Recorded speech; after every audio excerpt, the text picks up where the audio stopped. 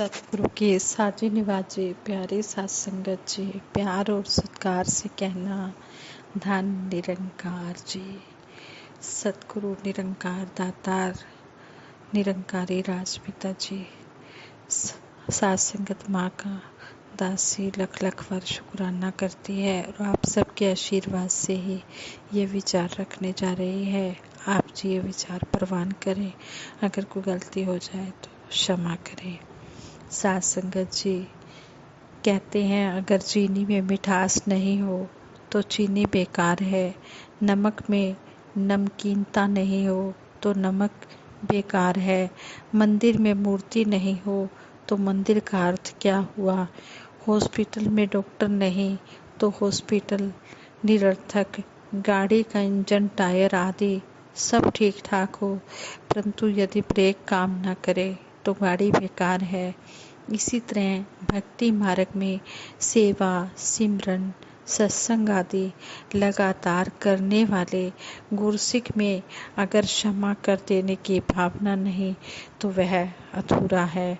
कलयुग में प्रभु को पाने के लिए घर संसार त्याग कर जंगल जाने की जरूरत नहीं, हिमालय की बर्फ पर बैठकर तप करने के कोई मायने नहीं निकलते, बल्कि ज़रूरत है निवन सुअक्षर खमन गुण जीवा मणिया मंत ए त्रै भैणे वेश कर तावस आवी कंत।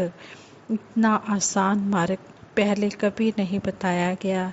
निरंकार सतगुरु को खुश करने के लिए विनम्रता, मीठी वाणी और क्षमा करने की शक्ति चाहिए।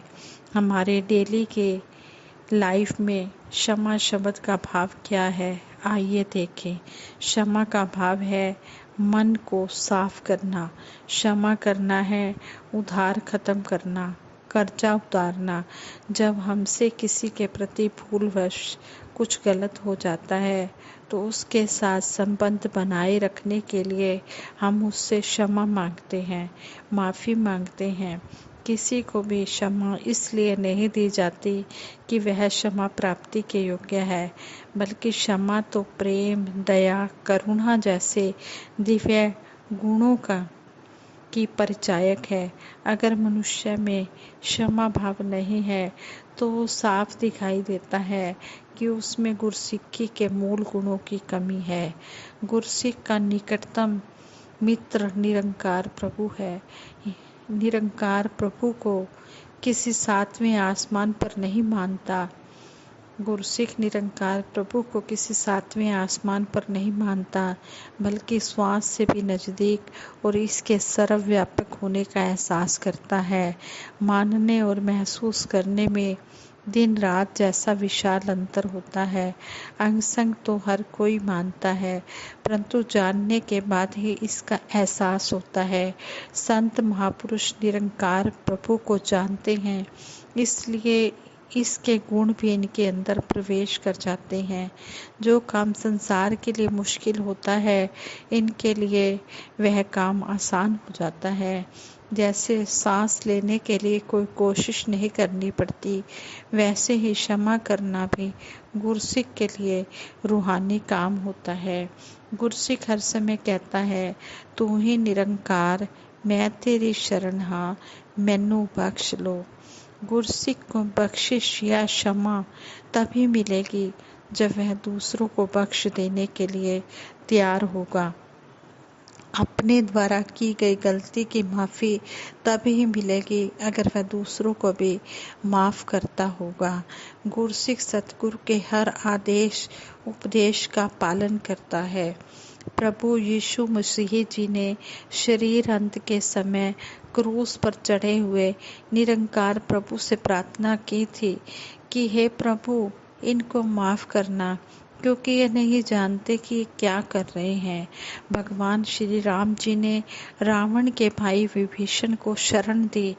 उस समय अगर रावण भी आ जाता तो उसको भी भगवान श्री राम जी माफ़ कर देते। भगवान श्री कृष्ण जी ने शिशुपाल जैसे दुष्ट की 100 गलतियां माफ़ कर दी। शहनशाह बाबा अवतार सिंह जी महाराज ने गाली गलौज करने वालों के लिए ठंडा मीठा पानी भिजवाया। युग प्रवर्तक बाबा गुरबचन सिंह जी महाराज ने झूठी गवाही देने वालों को भी गले लगाया। युग दृष्टा बाबा हरदेव सिंह जी महाराज ने युग प्रवर्तक बाबा गुरबचन सिंह जी का शरीर अंत करने वालों को भी माफ किया। क्षमा का भुगतान नहीं किया जा सकता, यह तो निरंकार सतगुरु की दया की प्रतीक होती है। इस प्रकार गुरसिक में क्षमा करने के भाव होने बहुत जरूरी है। क्षमा करना भक्ति का मूल होता है। महात्मा बुद्ध के अनुसार क्षमा भावना हमें कई मुसीबतों से बचाती है। बुराई का बदला बुराई से नहीं, बल्कि क्षमा करके देने से ही बुराई का नाश होता है। प्रभु यीशु मसीह जी के अनुसार गलती को स्वीकार करना और माफ करना ही सबसे उत्तम गुण है। बाइबल का फरमान है, हे प्रभु तू हमें माफ कर, हमारा कर्ज माफ कर और हम दूसरों को भी माफ कर सके। आपके मन में किसी के प्रति कोई गलत भावना है तो उसको माफ कर दो, ताकि प्रभु तुम्हारे पाप भी माफ कर सके। धृतराष्ट्र को विदुर जी ने समझाया, धृतराष्ट्र को विदुर जी ने फरमाया कि जो लोग माफ करने वालों को कमजोर समझ बैठते हैं, परंतु माफी सबसे बड़ी भक्ति है। दुनिया में ऐसा कुछ भी नहीं जो माफ़ी करने वाला प्राप्त ना कर सके। इस्लाम से भी प्रेरणा मिलती है कि माफ़ी क्षमा अल्लाह से भी प्राप्त हो सकती है और जिसके प्रति गलती की गई हो उससे भी प्राप्त हो सकती है। क्षमा का गुण, माफ़ी का गुण इतना इम्पोर्टेंट है कि सभी गुरु पीर पैगंबर क्षमा को भक्ति का अनिवार्य अंग मानते हैं। संपूर्ण अवतार बाणी में शहंशाह बाबा अवतार सिंह जी महाराज फरमाते हैं, बावे किन्ना पापी होए संत शरण जो आंदा है, कहे अवतार देर नहीं लगती छिन विच मुक्ति पांदा है। भला करने वाले का बुरा करना तामसिक प्रवृत्ति है, बुरा करने वाले का बुरा करना राजसिक प्रवृत्ति है और बुरा करने वाले को भी क्षमा करना सात्विक प्रवृत्ति है। परंतु बुरा करने वाले का भी भला करना संत प्रवृत्ति होती है। बुरियां नाल सा बुरा करेंदे माफ करन कई सियाणे, बुरियां नाल भी नेकी करनी ऐ गुरु नानक जाने। केवल क्षमा कर देना ही गुरसिक की पूर्णता नहीं है, परंतु बुरे का भला करना ही गुरसिक की पूर्णता की निशानी है। वह सहज अवस्था में जीवन बिताता है, किसी से भी भेदभाव नहीं करता, बल्कि गुरमत के रास्ते पर चलते हुए आगे ही बढ़ता जाता है। गुरु पीर पैगंबर संतों महापुरुषों के कथन है, अपने दुश्मन को माफ कर दो, इससे बड़ी कोई सजा नहीं। माफ करना ही खुशी की कुंजी है। माफ करने वाला लड़ाई को खत्म करता है। केवल माफ करना ही काफी नहीं, भूल जाना भी जरूरी है। बुरा करने वाले को माफ करने से अपने पाप धुल जाते हैं। बुरा करने वाले को बोलो, मैंने माफ कर दिया जो तूने मेरे साथ किया, परंतु जो तूने अपने साथ किया उसका क्या किया जाए। किसी को सजा देने की बजाय क्षमा कर देने से ज़्यादा शांति मिलती है।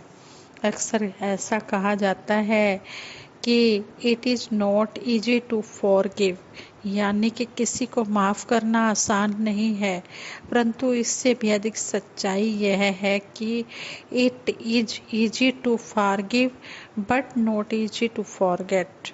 अर्थात माफ़ करना तो फिर भी आसान है, परंतु माफ़ करके उसे भूलना बहुत मुश्किल है।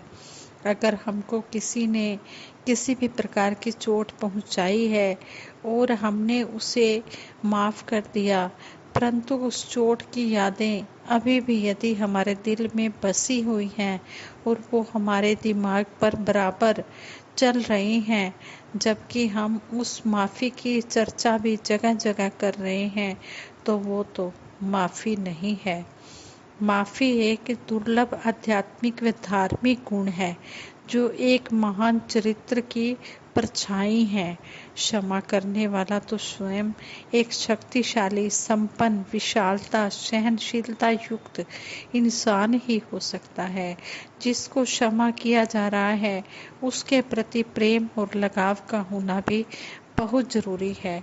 समय समय पर सतगुरु ने अपने कर्मों से, अपने वचनों से इंसान को यही शिक्षा दी कि वह अपने व्यवहार से प्रकट करे कि उसे संपूर्ण मानव जाति से लगाव है, और जो उसके पास क्षमा प्रार्थी बनकर आता है, यानी कि जो वो क्षमा मांगने आता है, वह उसके दोष को, उसकी गलती को नज़रअंदाज करके उसे माफ़ कर देता है। केवल इतना ही नहीं, सतगुरु कभी इसकी चर्चा भी किसी दूसरे से नहीं करते, यानी इतना अपनापन, सहनशीलता और विशालता। अगर दुर्योधन आदि कौरव महारथी उस समय द्रौपदी का यह कहना कि अंधे की औलाद अंधी को सहन करके विशालता अपनाते हुए द्रौपदी को अपना समझकर माफ कर देते, तो महाभारत के युद्ध की जरूरत ही नहीं होती और आज भारत की दशा कुछ और ही होती। परंतु कौरवों में सहनशीलता न होने के कारण द्रौपदी को माफ नहीं किया गया। क्षमा, माफी प्यार का आवश्यक पहलू है। ईश्वर या गुरु विशाल है, दयालु हैं, सहनशील हैं, सभी के प्रति से लगाव है, इसे सबसे प्यार है, इसलिए तो यह क्षमाशील है। हम डेली हर समय इनके सामने यह कहने में संकोच नहीं करते कि हे प्रभु हमें माफ़ भी करना और हमारे भूलों को भी नज़रअंदाज करना, और यह हमें माफ़ भी करता है, हमारी भूलों को भी नज़रअंदाज कर देता है।